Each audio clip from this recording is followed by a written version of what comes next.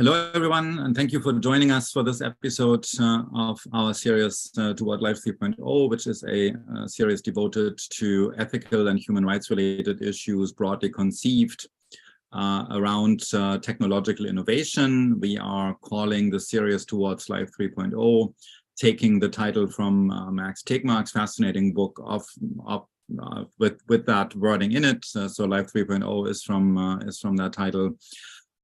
But the problems we are covering, the ethics and human rights related issues around technological innovation, they are very much around us already, and they will arise within a time frame much before it ever comes to anything like a Life 3.0, which is a formulation used for the kind of life that we would be in after an intelligence explosion.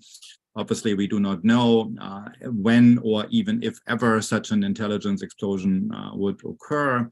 But again, the problems we are discussing in this series are already also includes problems that are very much on our radar or are foreseeably going to happen quite regardless of such a development. We are delighted this time to welcome Gina Neff as part of the series. And as I'm mentioning the name of our guest here, it occurs to me that I think I have not mentioned my own name. My name is Mathias Risse. I'm the director of the Carr Center for Human Rights Policy. Delighted to be hosting this series again this semester. Our guest is Gina Neff, who is an Oxbridge intellectual, if ever there was one, because she is actually simultaneously at this moment at the University of Oxford and at the University of Cambridge. She still is a professor of technology and society at the University of Oxford. She is in the process of taking over as executive director of the Center for Technology and Democracy at the University of Cambridge, from our point of view, the other Cambridge, the original Cambridge from where she is joining us today. Maybe just a couple of things about the Minderoo Center at the University of Cambridge. The Minderoo Center is organized around the conviction that the uncontrolled accumulation of power by technology companies creates major threats to democracy and also creates major threats to the planet. And in response to that, they are developing various research agendas to bring a change vis-a-vis that kind of impact of the major tech companies on our societies and on our planet. And her research, Gina's research specifically focus on the effects of the very quick expansion of our digital information environment, the effects in particular that this expansion has on work life, on workers and workplaces, and the day-to-day life that is organized around the workplace, with work life as at its center. And this research orientation is also captured, as you can also find that in the title contents of books that Professor Neff has written. For example, there is Self-Tracking, which is a book that explores the curious cultural phenomenon of health-related self-tracking and explores the tools that are used in that context and the communities of people that are forming around the use of such tools. Another of her book titles is Venture Labor, Work and the Burden of Risk in Innovative Industries, and that book focuses on norms, values, and attitudes, also individual experiences related to the system-wide changes that emerge, that come from the expanding use of the internet in the late 20th century, and thereby also set the stage for our current century.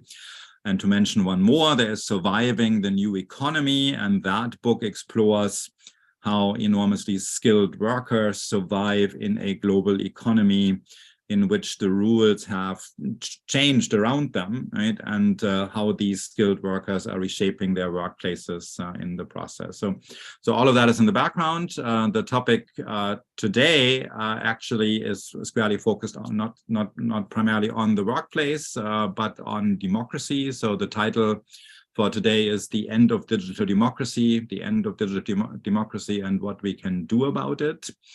And before turning it over to Gina in a second, I would encourage all of you in the audience to follow along with the goal of putting questions in the YouTube chat afterwards. Once Professor Neff is done, Sushma Raman, the executive director of the Carr Center, and I will pop up. We'll start a conversation with Professor Neff, and then we will eagerly integrate the questions from the audience. So please be prepared, feel encouraged to put these questions in the YouTube chat. And now, without further ado, Gina, over to you.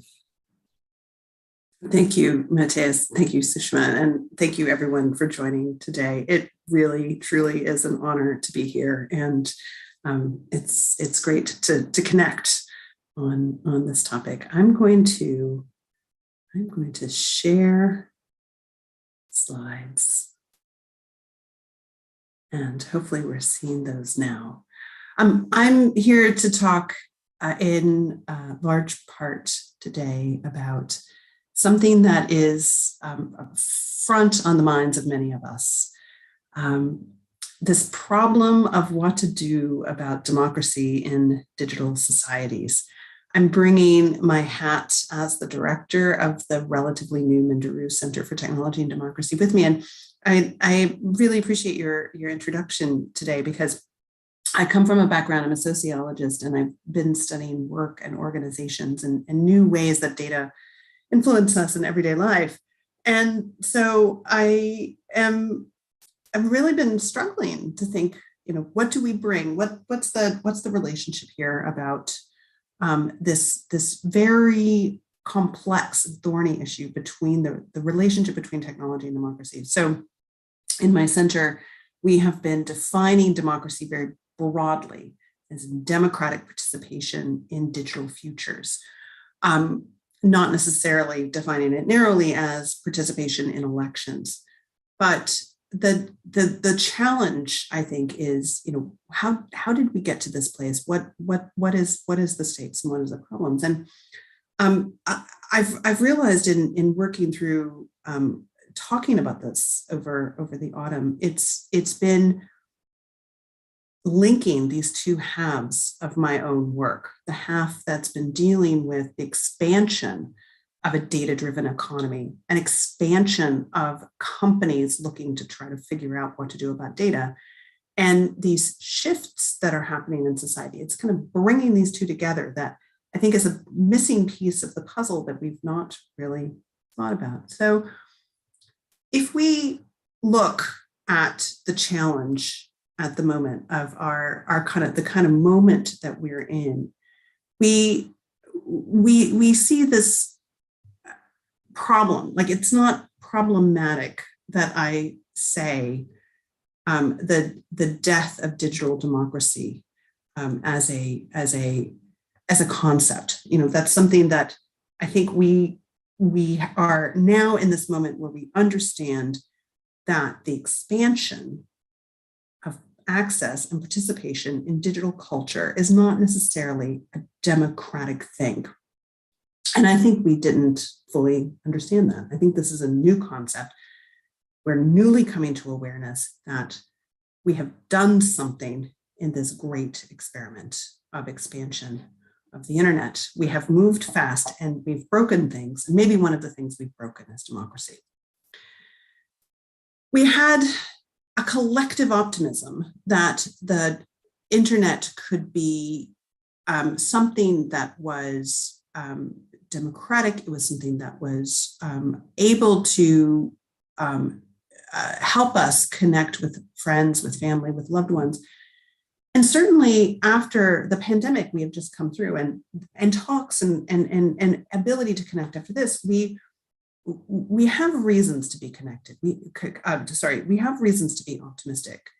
But however, I think we've missed an enormous point that scholars of political communication have missed a point around the political economy of data. We have built a phenomenal infrastructure that allows for the specific targeting of individuals from very finely nuanced and fine-grained information about them in the arenas where they think, they read, they connect, they express themselves, they communicate. And this kind of surveillance capitalism, as Shoshana Zuboff has warned us, this surveillance capitalism has intersected in very powerful ways to create the problems that we're in now. So that we've done something to really dismantle democracy by the very bones of digital liberal democracy and Western capitalism. Allow me to explain. So how did we get to this problem?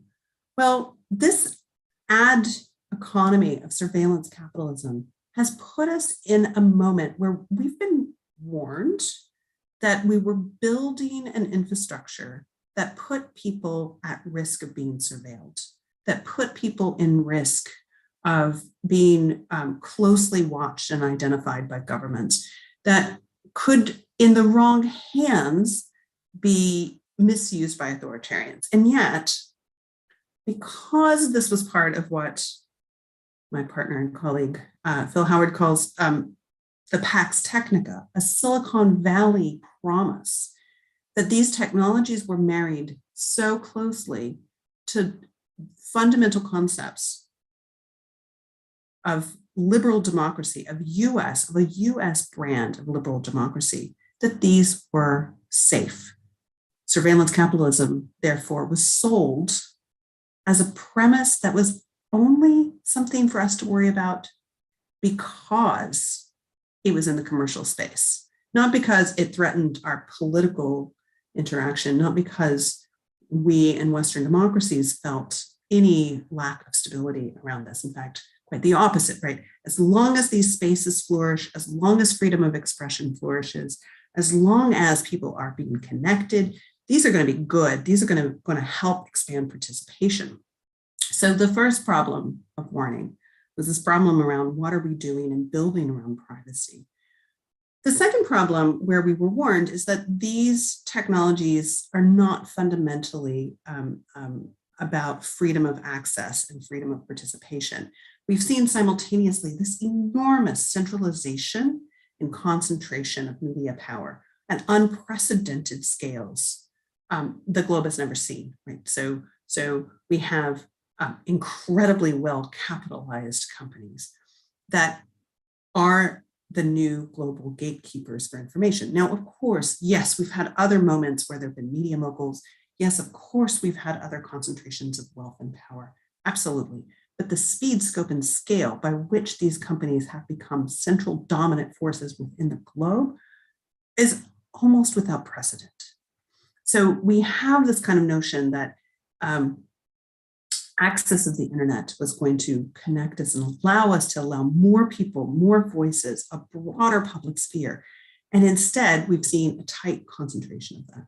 At the same time, we've seen a shift so that it takes money to do online organizing. And the scholar Jen Trady has warned us that when we look at online campaigning, we saw that hierarchical political organizations who were extremely well funded were the ones who were able to mobilize online resources better.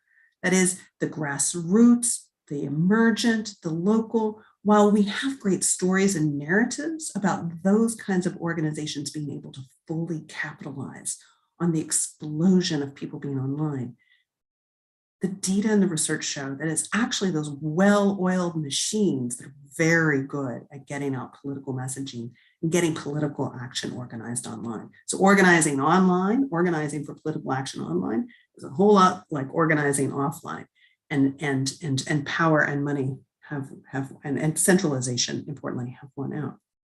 The third, and perhaps more theoretical way, and I'd love to expand on this with you today and with you in our discussion later. The third, and I think in some ways most important, is a crowding out of a sense of society by a notion of a transactional individual. So if we think of any kind of ideology of the internet at the moment, the idea that it is about lots of individual nodes, lots of individuals that can connect freely with others as a peer-to-peer connection or through a platform, it is about building networks of individuals.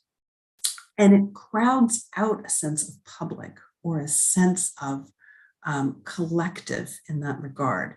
And so we have replaced a notion of society, as it were, with something that's quite compatible, quite sympathetic to this ad-driven surveillance economy, a surveillance capitalism model, which is, we're free and welcome to come and be and participate in these spaces, but advocating for what is good for societies, what is good for collectives becomes harder to do when we have such a strong ideology that this is about individual to individual connection.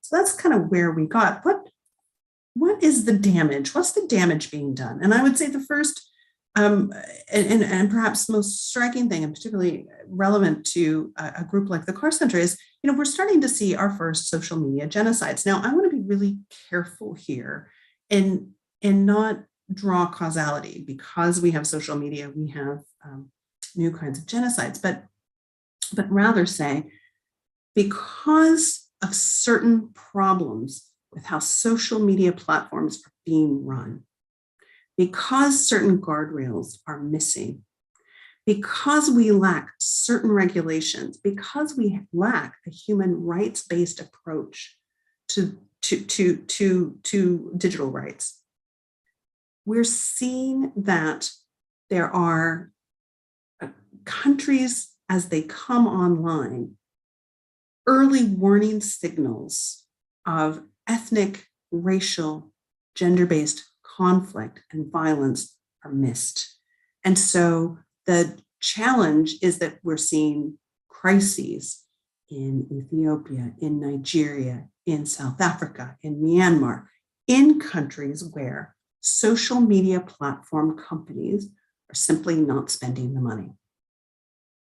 Facebook whistleblower Frances Haugen told us when she met with us last year, she said, 72% of Facebook's customers, of Facebook's 2 billion Facebook users, 2 billion Facebook users, 72% live outside the US and Western Europe. But Facebook as a company is spending the majority of their time, effort, and resources on safety, on the content that is for those countries. So we have, a minority of the users are getting a majority of the attention. And the results are that in the countries where we may have the less experience, less history, less skills with democracy, in the countries that may be more fragile democratic states, or where we might have non-democratic states, Facebook's not having the resources they're not putting the resources in.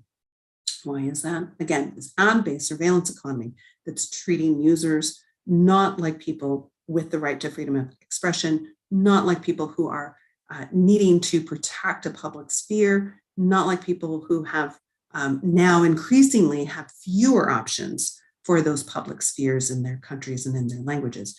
For many people in the world, many languages in the world, the internet is Facebook. The access to the internet is through Facebook on mobile devices. And so we're with this very pernicious problem that the advertising revenue for a US user for Facebook can expect about $50 per user per year. For sub-Saharan Africa, that falls to about 50 cents or less.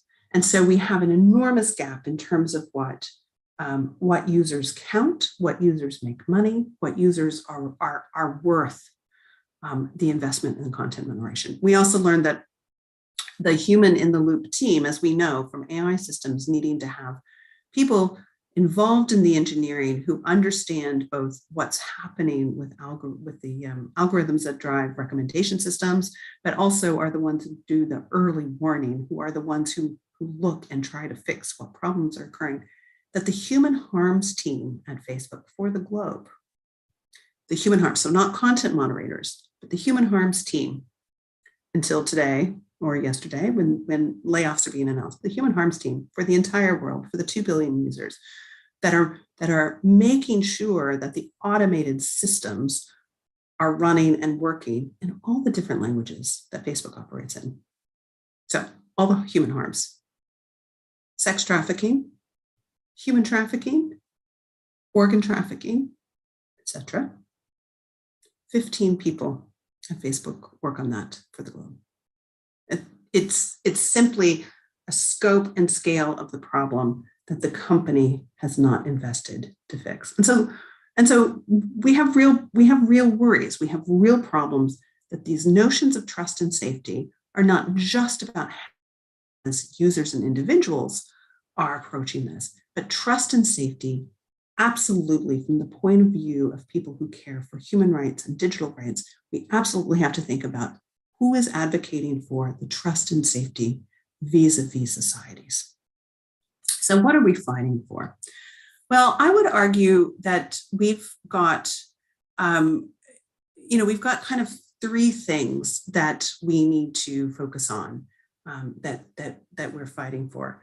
And it's worrying because we are, I think we're at risk of losing our imagination of what looks different, that we're at risk of losing the view that we could have different digital futures, that we're at risk of what I've called with other scholars kind of living in digital empire, that it's hard for us to see that things could be different. I was recently in conversation with an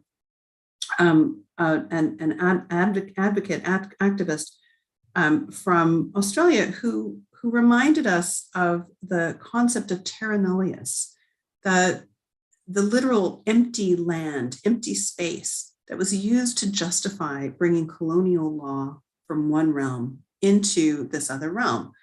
There's no one here, so therefore our law rules. And it is a similar kind of metaphor that we can think about the digital environments that are being built, that no one's in the metaverse yet, more or less. And so we can build it. We can build our laws and we can build the sets of interactions. The same was done for the commercial internet. There's no one here. Why don't we build the laws that we want? How do we imagine and move beyond this kind of captured imagination that we have of what our digital futures can and should be? And then second, I think we're fighting for the planet. So in part of the work that we do at the center, we look at the climate impact, the environmental impact of our digital infrastructure. And it's clear that we cannot simply afford to do nothing about our growing digital data and traces. Leave aside the minerals and the rare metals and the mining and that impact, and simply look at energy costs. If we look at Google as a country, it is the world's 8th largest country in terms of electricity consumption. So if we think about how are we going to go forward in a net zero future? How are we going to go forward and meet our energy, our electricity reduction goals? How are we going to go forward and build capacity? We can't simply do it and continue increasing the demands that this kind of big tech machine insist on. So that's one thing we're fighting for. And finally, I think we're fighting for democratic accountability. And there's kind of three ways that three sort of myths of what's happened here. First, that these companies are, they're too big to fail. They're too big to govern, that they're too, there's too much going on. They're transnational, they're not accountable, that they're simply, they're simply above and beyond the law. I think the second myth of democratic accountability is that they are too complex to govern. The AI researcher Stuart Russell has used the metaphor of asphalt engineering. He said, imagine people who make asphalt coming and saying, we're really, really good at making asphalt, so you should just let us pave wherever we want. Want to pave all of Cape Cod? Sure, go ahead, be my guest. You know what you're doing because you're really good at making asphalt. We would never tolerate that in any other realm, but there is a kind of way that the same people who are making and building our digital infrastructure are the ones invited in to ask, to say, okay, what should be the guardrails here, and how should we do that? Just this week, a tech group in the UK said, well, we think this new online safety bill that's being discussed in Parliament that my center and others have been working for and fighting for, we just don't like it. So we don't think it'll work. It's really not fit for our purposes. They left out the "our," but it's not fit for purpose. So rather than question where and how and who we're bringing into the conversation about governance, we've taken a bit of a backseat, I think, in terms of how we do democratic accountability there. And finally, and this is something that I think needs to be said in this particular moment when we are in, on the potential edge of a global recession, on the potential edge of a US-based tech sector that's announcing slowing of profits and potential job cuts. The argument that it's the industry is simply too rich to govern. Why on earth would we ever look at putting in regulations or governance? Because, well, the argument goes, that would somehow damage the economic outcomes, that would damage the finances. So I think this kind of notion of this chipping away of democratic accountability is something that we need to fight for. So these 3 points, right? We need to fight for how we stand up for democratic accountability, not only in this case, but in general, for those of us who care about rights, how we stand up for making decisions collectively about the planet that we want our children to inherit. And then how do we, think through these questions of what kind of future we want, what kind of imagination that we want. So where do we go from here? Well, I have a kind of 3 ways that I think that we go from here. And, this is going to sound more of the theoretical part, and then I'll show you some of the things that we're doing in practice. So these things, first, I think we really do need to recapture imagination around what kinds of digital futures are possible. It's quite hard. What comes beyond? What comes next after this social media experiment of the last 10 years? What do good, healthy information environments look like? How might our digital future be better at supporting what the good looks like?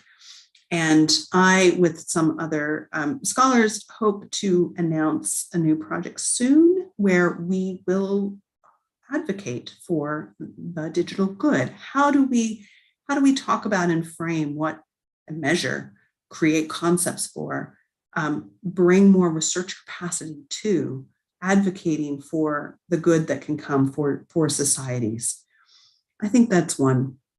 I think another is that we absolutely need new narratives around what tech does.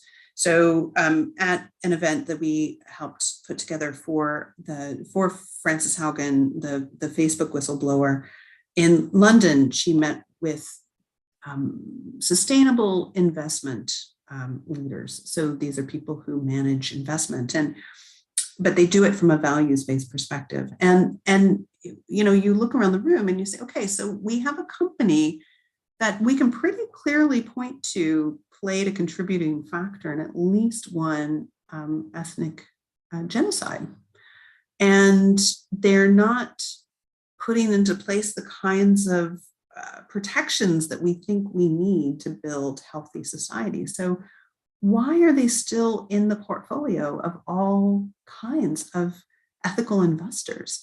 And partly because the narrative we have about technology companies has been they're lean, they're green, they're clean, these are not gun manufacturers, these are not weapons manufacturers, these are not oil and gas companies, right? And yet we have companies that are incredibly energy intensive. We have companies that have, are restitching together how we do expression around the world. And they may not share the same kind of values. So I think we have to work on changing these narratives about what tech is and what tech isn't. And then finally, I think we need to, move beyond this kind of notion of digital empire. We've so been captured, in the words of my colleague in the Tech Impact Network, Meredith Whitaker. We've so been captured in academia, in research, by working with tech companies, that it becomes hard for us to imagine how we might think of futures beyond what happens in Menlo Park and Palo Alto and Mountain View. So what are we doing? Well, let me tell you what I'm doing. It was very kind for Mathias to include this in the introduction. We at the Mindru Center, we've been together. We've been working for about a year, and we have this mission where we really are trying to reclaim power for civil society and how we look at our digital future. That we understand that digital technology has transformed our world, that we understand that technology companies pose a threat to democracy. And there's a way that we can reclaim and imagine new ways of building social infrastructure that serves people and the planet. And so how we do that is we're doing that work. We're looking to expand democratic approaches to digital technology and build just digital futures through research, policy engagement, and capacity building by researching, training, and convening. And that idea is that we can build into practice a fair, democratic, and just digital future, right? So that we're seeing our role as translating research and convening conversations and stakeholders and helping to support the capacity building that's needed for civil society to take on some of these questions. And so our kind of initiatives, how we're framing it is, and I'll talk in depth about two after this introduction, is we have 4 key initiatives. One on the future of work. We define that and take that through a question of access and participation. So how can we ensure that the future of work works for all, and that people are with multiple abilities can be brought into that kind of future? I'll talk a bit about public understanding and trust, and the environmental consequences. We're thinking about how our digital infrastructure, both in terms of software, in terms of hardware, and in terms of infrastructure, how this kind of digital infrastructure has impact on the planet, and particularly focusing on those communities that really are at the intersection between our infrastructures and climate change. So for example, my colleague Hunter Vaughn works on undersea cable network and the communities where the communities that are really, the sea cable network really depends on where these cables land. And yet those are often communities that are most threat from climate change. And so how can we combine these two things? How can we combine on the one hand, thinking through what kind of impact, the environmental impact of our digital infrastructure, but also how we might use that as a way to talk about resiliency for climate change. So let's talk a little bit more about trust. We understand trust to be quite complex because too often social scientists like myself are brought into projects to sprinkle some trust over the technology, right? We're building for a fairly flattened notion of trust. And yet we understand that this relationship between what is happening to trust in society and the relationship to new digital technologies is actually much more complex than that. So we're really thinking about how do we change conversations about digital rights and sovereignty, new policy frameworks and our policy work around data access, digital harm, and interoperability. And we're again bringing capacity building to journalists, civil society, and policymakers in thinking about how do we translate some of the tools that we have in academia and put them in the hands of people, really grappling with some of these questions. So, for example, tonight we just launched a report authored by Avani Radia Dixit, which is an audit of the police use of facial recognition here in England and in Wales. And what we did was translate known practices and principles around fairness, discrimination, accuracy, bias, but also legal principles in terms of current data protection laws in the UK, and human rights frameworks, notions of proportionality. How would we take these larger principles and put them into a tool that allows outsiders to assess how the police are using facial recognition technologies? And the short answer to this is that in 3 cases of the deployment of facial recognition technologies, we find in the report that none of them meet these standards that we have in various things, in various places, right? So we have sets of laws and standards already that would help us govern these tools and technologies. And yet when we look at them in practice, we see that those are either not being followed or that we can't independently verify that those are being followed. So that's one of the examples of what we're doing in the realm of trust. In our work on public understanding, we're really trying to think about how people have narratives about the political economy of technologies, and we think about how we change these narratives around possibilities. And so, for example, next month on the 21st of November, we will launch a report on how Web3 technologies have been used in communities at risk. So these include refugee communities, these include communities in the global South.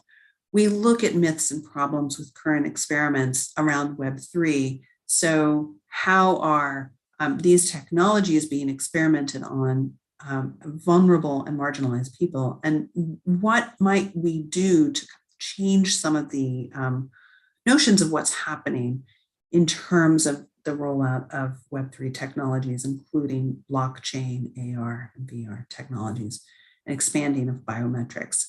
So that's a little bit of what we're doing. And let me talk a bit about what I think others could be doing. So I have 3s. Academics like to talk in 3s.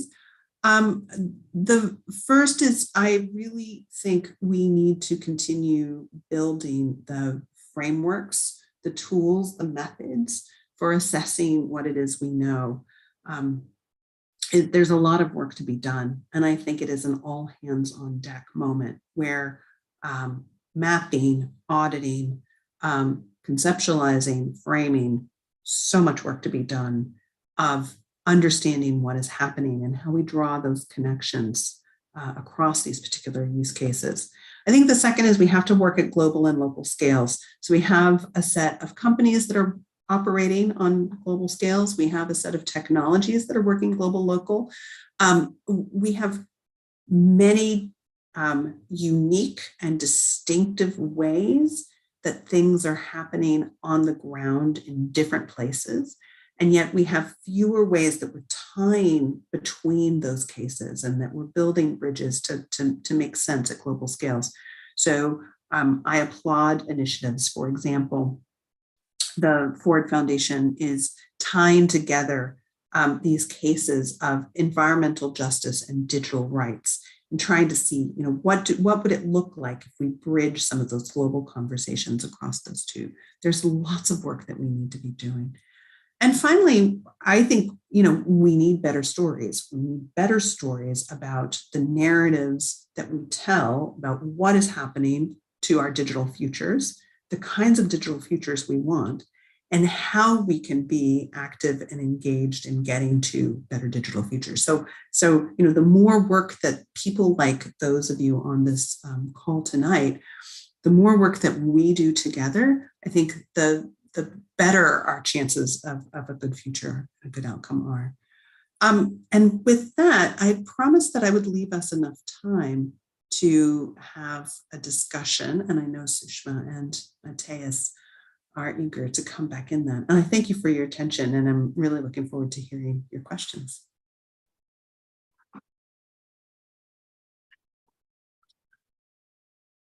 Thank you, Gina, for this wide-ranging reckoning with the private sector. Let me start with a couple of questions, actually, by drawing on a bit of a distinction of directions of engagement that you had. So on the one hand, there's a particular targeting of large tech companies, and Facebook is the prime example. Google, so these the usual suspects.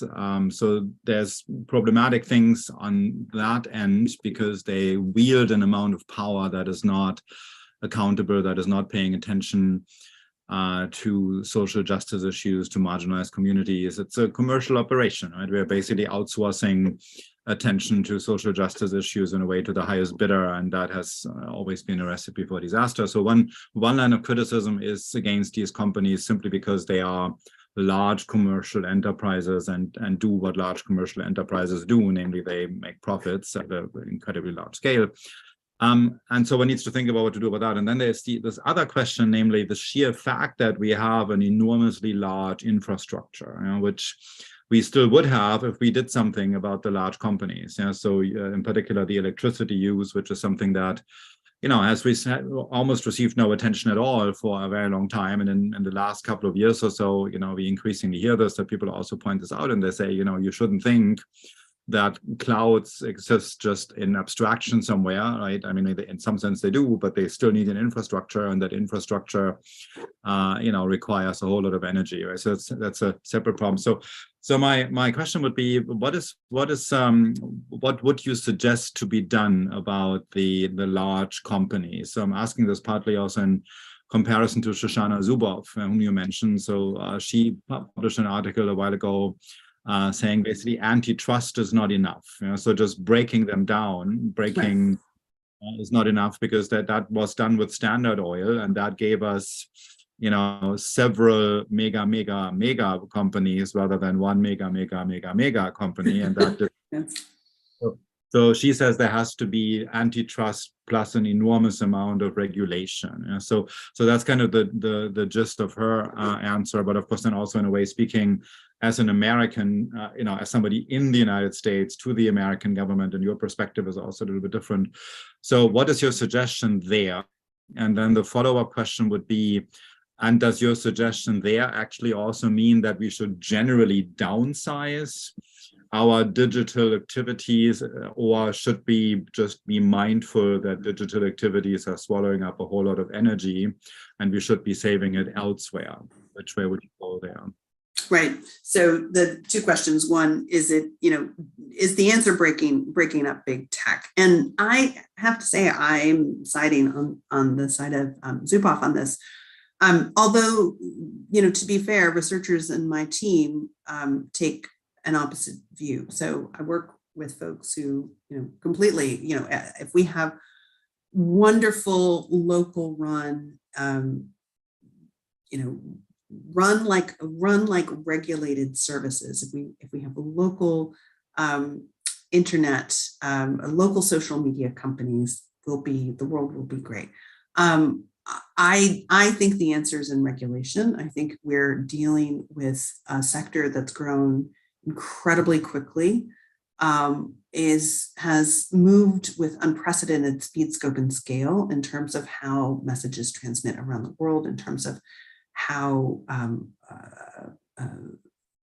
the concentration of power of messaging, in terms of how recommendation systems have altered how we understand news and updates. So I don't think it's simply break up big tech. The problem is all in the size. I do think we need better guardrails. And one of the answers we have on the table in the UK in the online safety bill.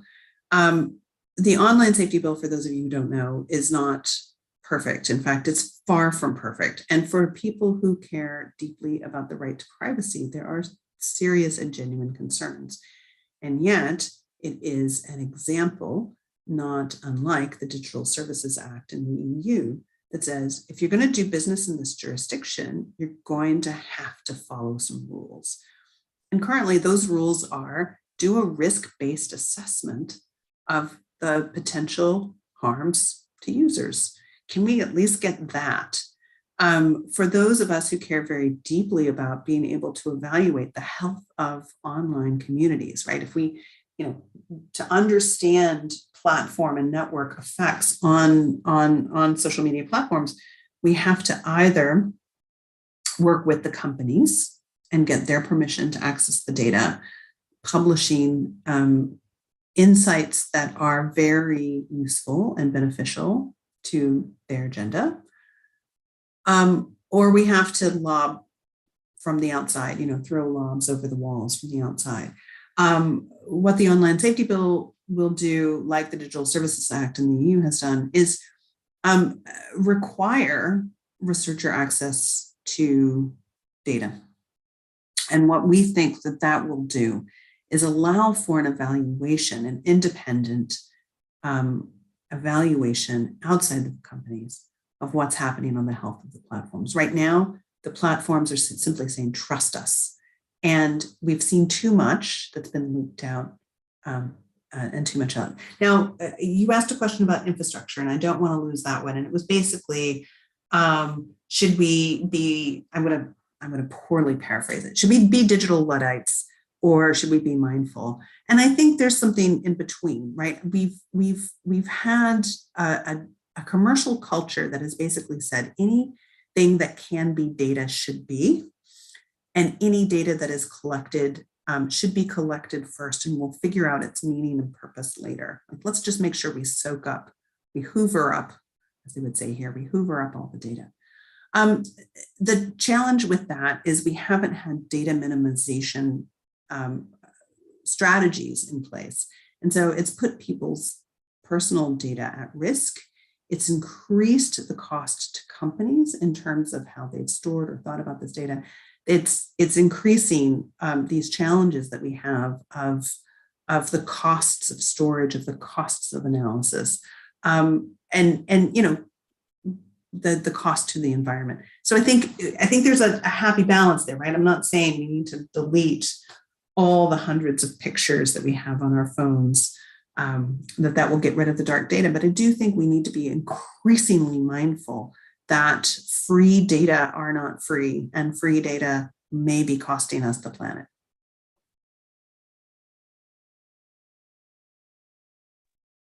Thank you, Gina. We have a couple of audience questions, so I'm going to pose two to you to respond to. The first is, what happens if technology ends up taking over democracy?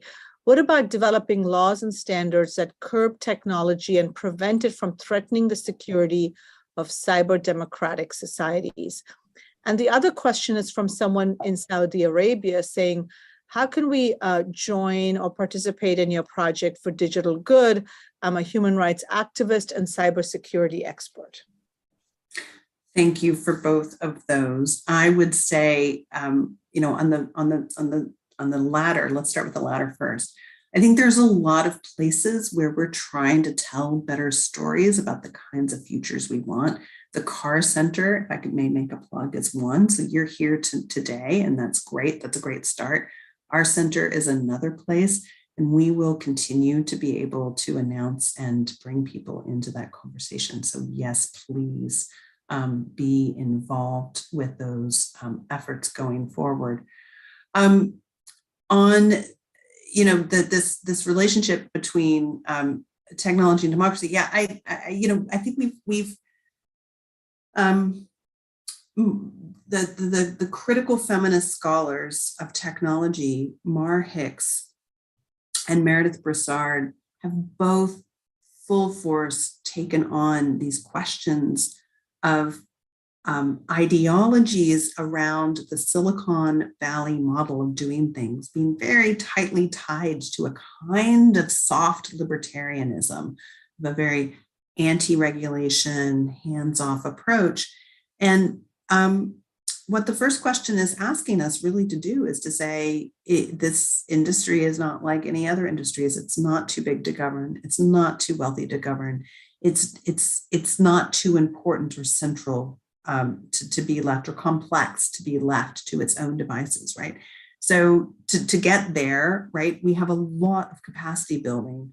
Places like the Carr Center, places like my center, we're working on expanding how people have the tools at hand so we can push for better regulation. We can increase the capacity of regulators and policymakers. We can build up capacity in social and civil society to be able to talk about these issues. We've got a lot of work to do there. And so I do see that as one of the urgent challenges that faces us. So let me actually go back to one thing that I kind of folded into one of my earlier questions that's been on my mind here, given where you are located in the UK. So it used to be, if one looked at the places of the world with with tech activities, right, and regulatory activities, could distinguish here's what's happening in the development, here's what's happening and the regulatory front, and those were the big players there were the US, the EU, and China. Now you guys have left the EU. The UK is its own entity. How would you? So there's kind of different questions here. How would you generally think about the role of the UK in the tech world post Brexit? Yes. But then also in the kind of research, say, done at a place like yours in Cambridge, UK, whom are you talking to? Because if you talk to a regulator in London, they are dealing with different questions than the regulators in Brussels, because there's different pedigree of things. The US is a totally different story, and I'm assuming you're not even dealing with China. But two questions on that score. Right. So first, how do we? What's the imagination of where a post-Brexit Britain falls into the world? And I think there's a couple of things to think about there. First, the UK has made a big play and big investment in fundamental and foundational research in AI. So while the very large platform companies aren't here, many of them are soaking up the kinds of research and the kinds of things that the UK has had an outsized, for its size, has had an outside role in. I think there's been a somewhat rosy picture that the UK would ride post-Brexit troubles. They would ride the coattails of AI companies to basically, AI would fuel our future. So you can see this in how the UK led in National AI Council, AI investments in terms of the R&D investments that were made by the government at quite large levels, really getting out in front, even in some ways getting out in front of what the US government was articulating and doing. That said, we've had three governments in the last month, so it's been kind of hard to talk to who we've talked to. there has been a hope of the previous three governments and the previous two governments that the UK could be made into one of the safest places to be on the internet. And that was, the Conservative Party did see that the online safety bill would be a priority and would work on this piece of legislation that's been in play for quite some time.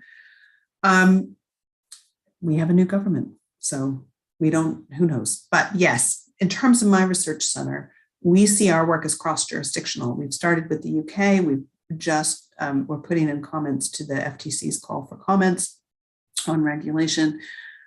We do have some work that speaks to Brussels, but for me and for my resources and the size that we are, I think our best policy work is both close to home in terms of where we capitalize on being, the Harvard of the UK, right? We get to be the Cambridge of the UK. We get to have a space where,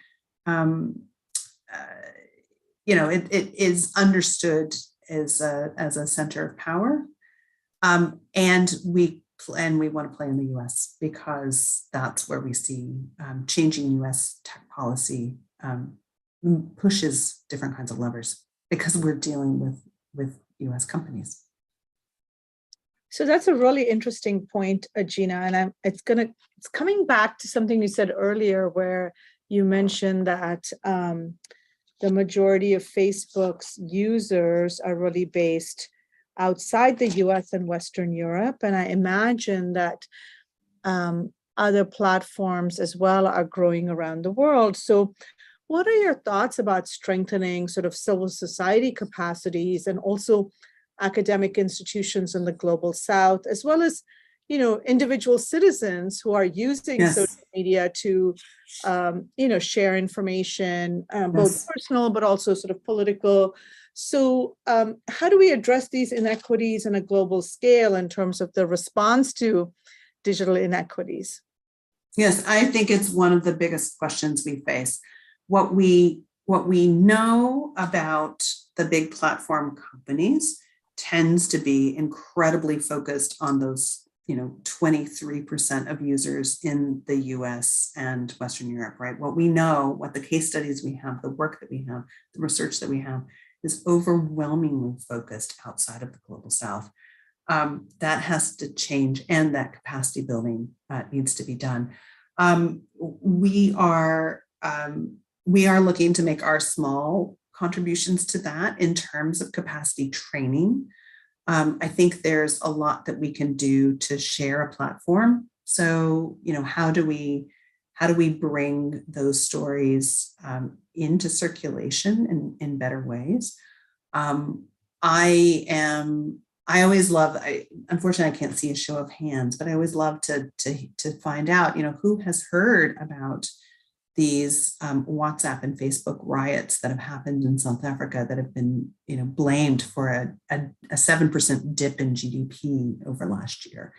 And, it's a blip, right? It's, major African economy having been shut down by riots that from misinformation circulating online, and yet it is a blip for most people outside of these spaces. It's things that we're not tracking or paying attention. So I think there is more capacity building that has to be done, and I'm excited to do the work. I'm certainly not expert in that, and I'm going to need a lot of help. Thank you so much for joining us today, Gina, and good luck in your new ventures at Cambridge. Thank you. Thank you for having me.